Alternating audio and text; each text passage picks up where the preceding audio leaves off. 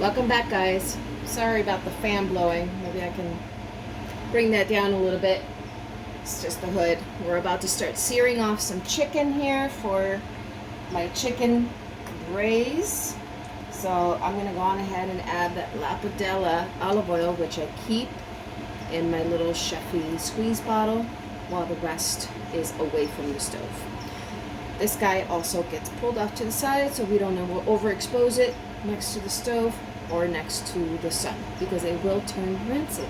So keep that in mind. Okay, oil's going. Now we're going to start searing off that chicken. And I have a combination of some chicken thighs and chicken breasts going into this braise. So I'm just going to brown this a little bit, pull it, and then re-marry it after everything else gets dropped in here. That's gorgeous. You hear that sear? Gotta have that sear, guys. And that is what the Lapidella can do for you. Gives you beautiful chicken pieces here. So then after that's done searing, we are going to go on ahead, pull it to the side like I said, and then we're going to drop in some Italian sausage, which will also be going into this dish. Now typically I make my own sausage. I was short on time today, and my guys over at Whole Foods, they had it going on with all the sausage that they had just made. So this guy, we went ahead and purchased. So that's going to make this dish really beautiful. And then we're going to marry it with some shallot, some minced garlic, sweet onion, and then of course we'll be, I can get that. And we'll be dropping in some beautiful kale at the end, along with some northern Italian white beans and some cannellini beans. So come back. Okay, so the chicken pieces are getting done, nicely seared. My oil is nice and hot, so I'm going to pull the chicken pieces out, put them off to the side, and then I'm going to start searing off, right in the same oil, in the same pan, my Italian sausage. Just like that. And we're just going to give that a light sear on all sides.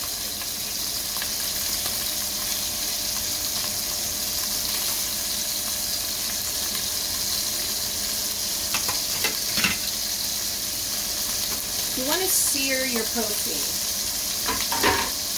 I've said this many times before. You want to sear it because it just adds a different level of flavor, a development that you don't get when you throw everything into one pot and just walk away. Now, I understand. Everybody is pressed for time. People are working. Sometimes you just want to use that slow cooker, put everything into that pot, and get it going for your family, which is totally fine. But if you have the time, make sure and give your protein, you know, that extra loving care. I'm going to lower my heat a little bit here. I'm getting a beautiful sear on this. Like, it's gorgeous. So now, because that's already pretty much done, I am going to go on ahead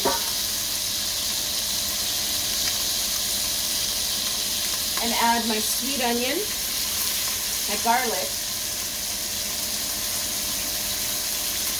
and my shallot.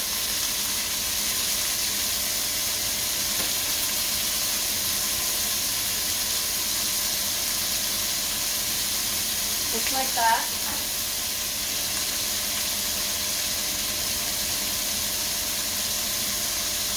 I'm going to let that cook for a minute. Wow, this smells amazing. So now, again, I typically make my own sausage when I make a dish like this, but having been pressed for time and my guys over at Whole Foods, I mean, those guys know what they're doing. I have a couple of guys that I can go to and say, look, I have an event coming up. Can you order me this? Can you order me that? And they're like on it. And they're great about it. So when I see them making the fresh sausage, I know it's going to be great. As good as mine, if not better sometimes. And you know what? It's okay to say that. As a chef, I can say that. I'm not afraid of somebody making something a little bit better than me or better than me. I mean, it is what it is. You learn, right? I'm confident in my cooking. I know what I can do. Okay, so now all of that is getting married together. You see that? Like, that is gorgeous. Let's see if we can get you a better view. Oh, yeah. There we go. Hi. How you doing? So, now we're going to get that up to a really high temperature because I'm going to drop that wine into this right now.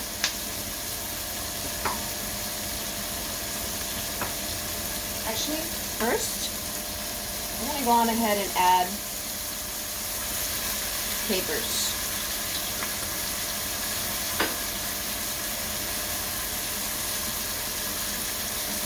Give that a nice toss. Let that little bit of brine that was left over in the bottom of the jar reduce. Oh my God.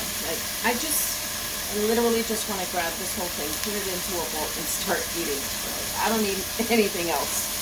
It smells amazing. Okay. Now we're going to use a little dry creek. What do we have? The Fume Blanc. The Fume Blanc, I feel like when you're braising chicken, it's incredible. Fume Blancs typically just make some of the best sauces, really. So,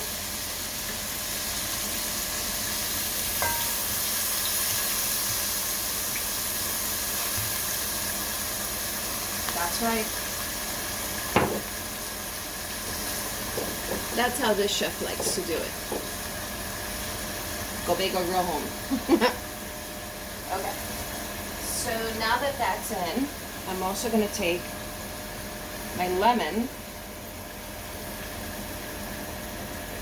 and squeeze in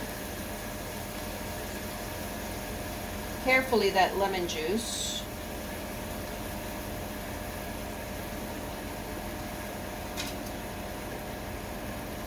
Making sure no seeds go in there.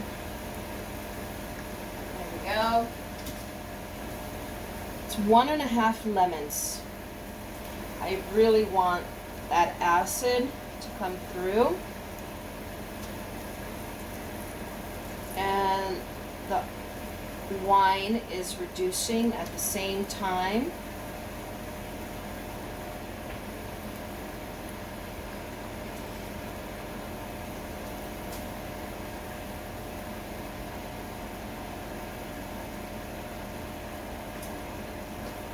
One more.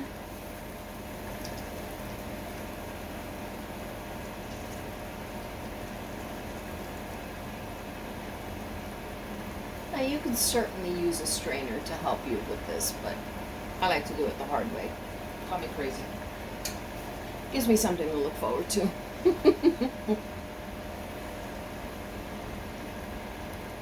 Okay.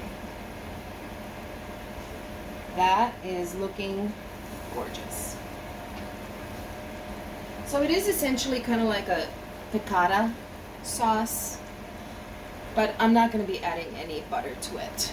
I've been eating a lot of cheese, and we all know already that I am dairy intolerant, so I want to make sure and not continue to bother myself by adding more dairy. So we're going to keep it fresh. Just keeping it with the Porto olive oil, the wine, and the lemon. So that's going to cook down. And then we are going to remarry the chicken and add chicken stock, and that's going to braise. And I'm using chicken breasts and chicken thighs, so the braise time is literally going to be about an hour. It doesn't need to go any further than that. And then I'll be able to add my kale to it and then plate it and get that on top of that beautiful slow roasted eggplant. And then dinner is served. It's gonna be amazing. By the way, guys, I've decided to add a little red chili flake. And we cannot forget the northern Italian white beans and the cannellini beans to this dish, because that's what's going to make it really decadent, really rich, and give you a different mouthfeel, if you will. That's what she said. There it is. I was waiting for it. Did you see me wait for it? And it came through. That's what she said. Thank you, The Office. Pro tip, when you're adding white wine to any braise, don't be impatient. Make sure and reduce it all the way down to a thick sauce consistency before you move on to the next step. Yes, it's a little painstaking, it takes a while, but it makes the dish so much better. You want to cook all that alcohol out of it while creating that flavor that will carry through. Be patient. Guys, this dish is so amazing. I mean, braised kale, chicken, sausage. Oh yeah. Mmm. Mmm. Mmm.